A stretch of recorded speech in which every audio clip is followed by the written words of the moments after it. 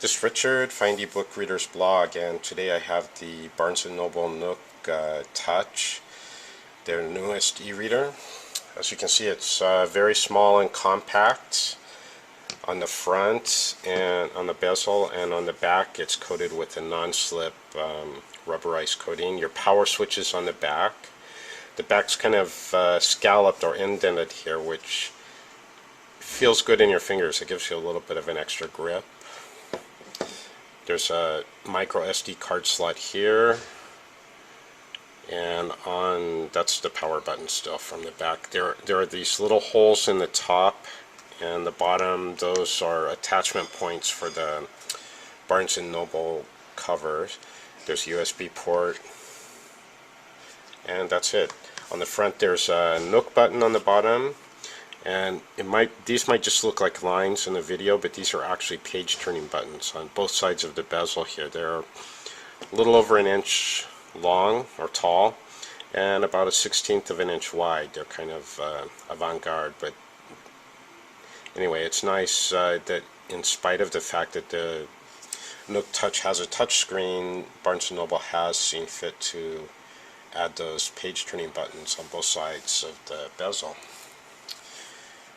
Okay, here I have a Kindle 3 just to compare the size. You can see the Nook is much more portable. And the Kindle's a little bit thinner, perhaps, but not by much. I also have a Sony Touch here. This is almost exactly the same size as the Nook Touch, and they're about the same thickness too.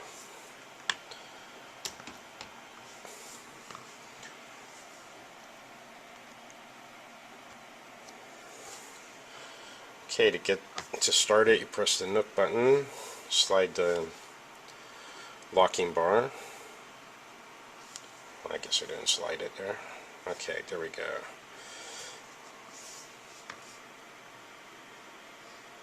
This is your home page. The top left corner here is the book that I'm reading now, with page numbers. I'm on page 14 of 566 pages. Over here are new titles that have recently come into my library. The bottom are just recommendations from Barnes & Noble out of their top 100. So.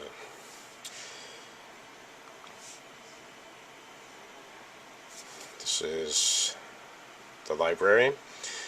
You have two different ways of displaying the books in your library. This is like a thumbnail. You can also do a list with details. You can search. There's a search button up here. There's a sync button. You can sort them by most recent or title or author. You can elect to have all titles displayed, or just your books, or the newsstand, lend me books, and I believe that also includes books that you have that are lendable. Your different shelves. Shelves are like categories. You can name whatever shelves, as many as you want, and sort your books into those shelves. Books can be on multiple shelves. My files is going to be your documents, and any books you have or documents on your micro SD card, those are going to be found under My Files. Archived, you can archive books to save space on the device. And there's another category here, everything else. Okay, at the top is a status bar. You have a battery indicator. Battery life seems to be quite good. Barnes & Noble claims 2 months. I haven't had it that long. I'm guessing with moderate use, probably 6 weeks. I usually have the Wi-Fi off, and I see I've left it on here. I'll turn it off right now. It's very easy to turn it on and off just by tapping the status bar up here. There's also a little open book right here on the top. That takes you back to your last read. And at the moment I'm reading a book by China Miéville. Very good if you haven't tried him. This is these are your reading tools. You have your content button here. This takes you to table of contents, all of your annotations and bookmarks. You get this just by tapping in the center.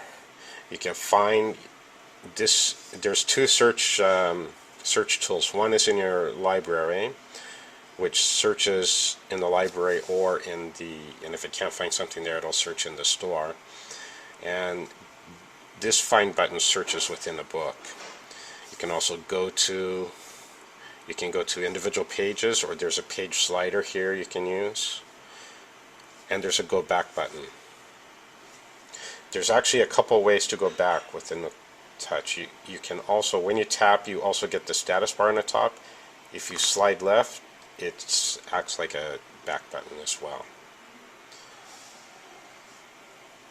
And we have text font sizes. This is the largest. It's not quite as large as the largest Kindle size, which is going to be important for accessibility purposes, but it's pretty good size. Let me see if I can just compare it quickly with the Kindles.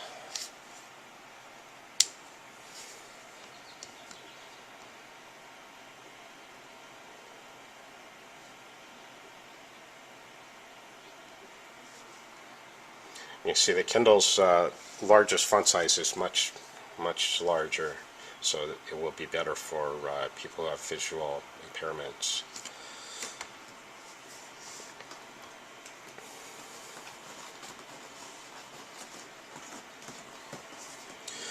Okay, you also have 6 different font styles you can choose from.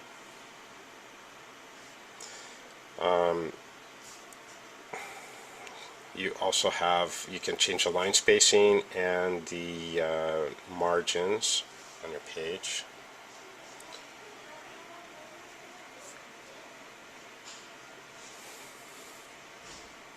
Okay, I think there's a couple things I didn't show here. Okay, this is a quick nav bar, which you get by tapping the Nook button. I've already showed you the library and the home. There's also a shop, which takes you to Barnes & Noble. There isn't a browser active on the Nook Touch. I'm presuming that Barnes & Noble will probably add that in an update. It's, you know, because the device is capable of it, and I've seen reports that there's actually a browser hidden in the code, so we'll probably get that at some point. Okay, you have a search here. This searches the device, searches your library, and then moves on to the shop if it can't find something there. You have all your settings are accessible from anywhere, which is really nice. Okay, my battery is 83% right now. I've been using this, I think, about 5 days moderately. I've had the Wi-Fi off most of the time. I think I left it on last night by accident, but it might actually get 2 months if you, depending on your usage. But I'm guessing probably about 6 weeks, but we will see. We will see. You have social reading functions that you can link to Facebook, Twitter, or your Google, your Gmail accounts. And of course it has the Nook Books Lend Me feature, which allows you to borrow and to loan books, and that's actually pretty complex. You can set it up so you and your group of friends can actually see what lendable books are on each other's e-reader, and it's all configurable. You can change how much is visible to your friends. I just want to do a quick demonstration of the difference in the page turning. The way the Nook Touch refreshes its ink screen is a little bit different than the way the Kindle 3 does. Basically, what you're going to see is that with the Kindle 3, you get the typical black flash every time you change pages. With the Nook Touch, you don't. The Nook Touch seems to not refresh the ink screen quite as thoroughly with each page turn. Rather, about every sixth page turn, it'll have a black flash. And there, it just did one. The result is you get slightly, if I could push the buttons, these buttons are kind of awkward to reach around the camera, but if I could press them at the same time, you'd see that the Nook Touch is slightly faster in its page turning, and it also has a cleaner look because you don't get that black flash. Although usually I think most users of ink screens get used to the black flash really quickly. So the main drawback of the way the Nook flips pages is that occasionally I'm seeing a bit of ghosting. Once in a while there are artifacts from previous screens that you see. It's very faint, it's not going to show up on the video, and it's also not always there, but it is occasionally there. And that's probably a result of the way that the Nook Touch refreshes. And one last thing I will show you here.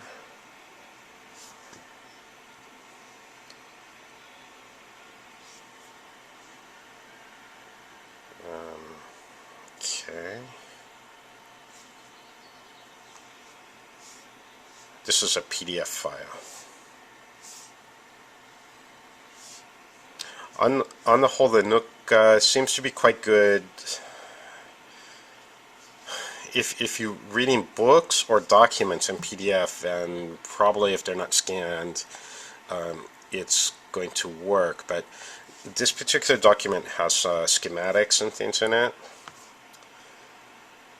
Okay, and this is the only font size that you see the schematics. If you change the font size to make it more readable, you lose the schematics. If I just up at 1, there you lost it in the reflow. So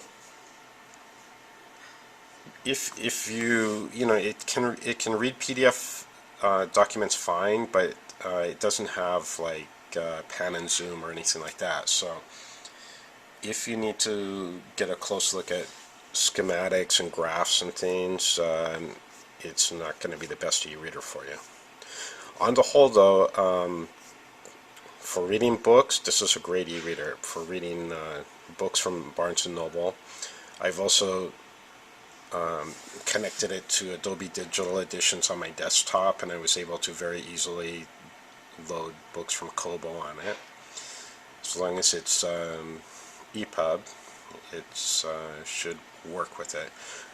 On the whole, I think Barnes & Noble has done a very good job with the Nook Touch. It's elegant, it's comfortable to use, it's very portable, it seems to be quite durable, and it doesn't have everything. It doesn't have all the capabilities and features of the Kindle 3, but I think they've done a really good job of capturing the features that probably most users will want, you know, for just reading books.